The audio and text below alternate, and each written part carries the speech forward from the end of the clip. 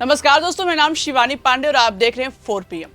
दोस्तों, खबरें तो सामने आ रही थी कि 75 साल के होने के बाद मोदी की कुर्सी खतरे में पड़ने वाली है, वो इस्तीफा दे सकते हैं। लेकिन प्रधानमंत्री नरेंद्र मोदी की हालत इतनी खराब हो जाएगी कि इंडिया गठबंधन के सांसदों के पास भागना पड़ेगा, इसकी उम्मीद किसी को नहीं थी। अब तो चंद्रबाबू नायडू से लेकर चिराग पासवान मोदी को आंख दिखाने लगे हैं, जिससे उनकी कुर्सी पर खतरा बढ़ गया है। इसलिए इंडिया गठबंधन के सांसदों को मैनेज करने में जुट गए हैं। दरअसल दोस्तों, जिस कंधे पर बैठकर नरेंद्र मोदी अपनी सरकार चला रहे हैं, उन्हीं से मोदी की राह साफ नजर आ रही है। चंद्रबाबू नायडू तो ट्रंप की वजह से इतना खफा है कि एक दो नहीं बल्कि मोदी सरकार को 3-3 चिट्ठी भेज चुके हैं। और अब मोदी के लाडले उनके हनुमान चिराग पासवान भी अपनी अहमियत याद दिलाने लगे हैं। इसलिए मोदी जी को इंडिया गठबंधन के सांसदों के पास भागना पड़ा है, क्योंकि अगर ये दोनों बैसाखी कुछ बड़ा खेला कर देगी तो मोदी सरकार लड़खड़ा जाएगी। इसलिए प्रधानमंत्री नरेंद्र मोदी को पूर्णिया से सांसद पप्पू यादव के पास भागना पड़ा।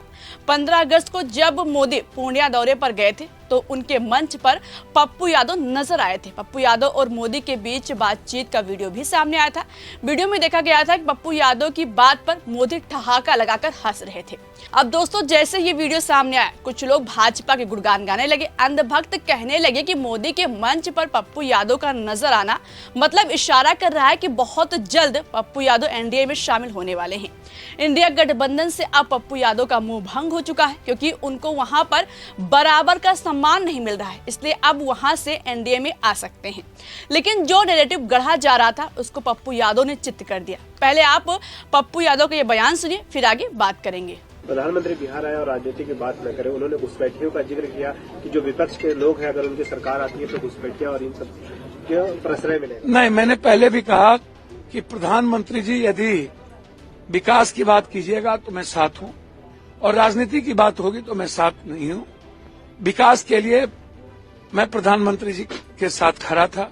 जब पॉलिटिकल स्पीच होने लगा तो मैं प्रधानमंत्री जी के मंच से उतर गया। तो दोस्तों, पप्पू यादव ने अंधभक्तों के मुंह पर तमाचा मार दिया। वो साफ कह रहे हैं कि अगर विकास की बात होगी तब मोदी के साथ है, मगर राजनीति की बात में नहीं है। लेकिन दोस्तों, पप्पू यादव यही नहीं रुके। अच्छे से जवाब देने के लिए उन्होंने एक ट्वीट भी किया और कहा कि अगर जनता का दर्द कोई समझता है तो वो राहुल गांधी हैं। पप्पू यादव ने लिखा, प्रधानमंत्री जी, पूर्णिया एयरपोर्ट के शुभारंभ के लिए पूर्णिया लोकसभा क्षेत्र की ओर से आभार, लेकिन मखाना किसानों का दर्द हमारे लीडर राहुल गांधी जी ही सिर्फ समझते हैं। आप और आपकी सरकार मखाना किसानों को सिर्फ दर्द देना जानती है। मतलब दोस्तों, पप्पू यादव ने पूरी की पूरी बाजी पलट दी और साफ कह रहे हैं कि किसानों का दर्द राहुल गांधी के सिवा कोई नहीं समझ सकता। भाजपा वाले सिर्फ दर्द देना जानते हैं। यानी कि पप्पू यादव ने सबकी हवा निकाल कर रख दी है और खासकर मोदी की सारी रणनीति को फेल कर दिया है। मोदी को लगा था कि उनकी बैसाखी अब उनको आंख दिखाने लगी है, इससे उनकी कुर्सी पर खतरा बढ़ रहा है। जिस तरह की सियासत देखने को मिल रही है उससे कुछ भी कभी भी हो सकता है। अचानक खबर आ सकती है कि मोदी सरकार गिर गई। इसलिए साहब ने प्लान बनाया कि इंडिया गठबंधन के सांसदों को मैनेज किया जाए और साधने की शुरुआत पप्पू यादव से की गई। हालांकि पप्पू यादव पूर्णिया से निर्दलीय सांसद हैं, लेकिन आपने भी देखा कि वो वोट चोरी से लेकर एसआईआर जैसे कई मुद्दों पर विरोध में नजर आ चुके हैं। राहुल गांधी और तेजस्वी यादव के साथ खड़े दिखाई दिए। ऐसे में माना जाता है पप्पू यादव भले ही निर्दलीय सांसद हैं, लेकिन वो कांग्रेस के नेता हैं। यही वजह है पप्पू यादव को अपने पाले में लाने की कोशिश थी। पूर्णिया में एयरपोर्ट का शुभारंभ किया और सीमांचल में विकास की बात की गई। साहब को लगा था कि इससे उनका प्लान कामयाब हो जाएगा, लेकिन पप्पू यादव ने फेल कर दिया और साफ कह दिया कि विकास की बात पर मोदी के साथ हैं और राजनीति में राहुल गांधी के साथ। अब मोदी जी की दुगदुगी और बढ़ गई होगी। कुर्सी जाने का डर घर कर रहा होगा, क्योंकि दोस्तों उनकी सबसे बड़ी बैसाखी इन दिनों बहुत परेशान है और इसकी वजह मोदी के दोस्त ट्रंप हैं। ट्रंप के टैरिफ पॉलिसी की वजह से उनके राज्य के किसान को बहुत नुकसान हो रहा है। 25,000 करोड़ रुपए का नुकसान हुआ है। आंध्र प्रदेश के किसान बहुत परेशान हैं, खासकर मछुआरे। टैरिफ को लेकर नायडू पहले से ही सबसे ज्यादा विरोध में नजर आए थे, लेकिन अब मोदी के 3 मंत्रियों को चिट्ठी भेजी और बताया कि कि इसकी वजह से आंध्र प्रदेश में झींगा कारोबार को 25,000 करोड़ का नुकसान हुआ है। नायडू ने अपने राज्य के लिए मदद की मांग भी की है। अब ऐसे में मोदी के पास एक ही विकल्प है, नायडू जिस चीज की डिमांड करे उसको चुपचाप मान लिया जाए। अगर नहीं माना गया तो बात सरकार पर आ जाएगी।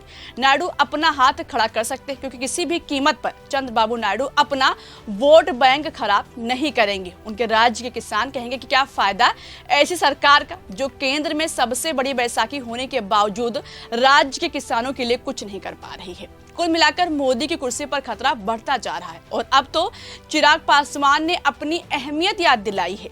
मोदी के हनुमान चिराग पासवान ने एक इंटरव्यू में कहा कि जैसे सब्जी में नमक होता है वैसे ही मैं एनडीए के लिए जरूरी हूँ। उन्होंने यहाँ तक कहा कि मेरी पार्टी का हर सीट पर 20 से 25,000 वोटों पर प्रभाव है। दोस्तों, चिराग पासवान ने इस बयान के जरिए बड़ा मैसेज दिया है। चिराग अपने इस बयान से एनडीए और सूबे की सत्ता में अपनी अहमियत बता रहे हैं। दरअसल चिराग 40 सीटों पर चुनाव लड़ना चाहते हैं, लेकिन बीजेपी 25 सीट से ज्यादा देने को राजी नहीं है। ऐसे में चिराग पासवान खुद को नमक बताकर संदेश दे रहे हैं कि जैसे किसी भी सब्जी के लिए नमक जरूरी होता है वैसे ही वो भी हैं।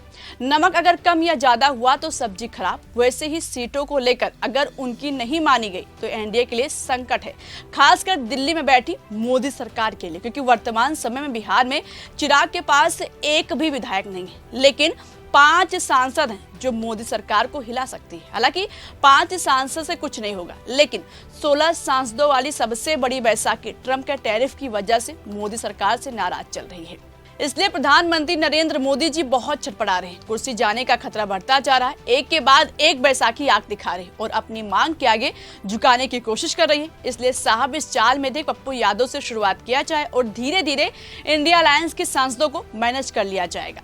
मगर दांव पड़ गया उल्टा। पप्पू यादव ने अपने पोस्ट और बयान से मोदी के चाल को फ्लॉप कर दिया और अंधभक्तों के मुंह पर तमाचा मार दिया। अब ऐसे में देखने वाली बात होगी, क्या मोदी, नायडू और चिराग दोनों की मांग को मानेंगे? अगर नहीं मानेंगे तो क्या उनकी दोनों बैसाखी पूरा खेल पलट देगी और मोदी की सत्ता संकट में आ जाएगी? फिलहाल दोस्तों, इस पर आपको क्या लगता है? अपनी राय कमेंट बॉक्स में हमें जरूर बताइएगा। तब तक के लिए इस खबर में इतना ही। मेरा नाम शिवानी पांडे, नमस्कार।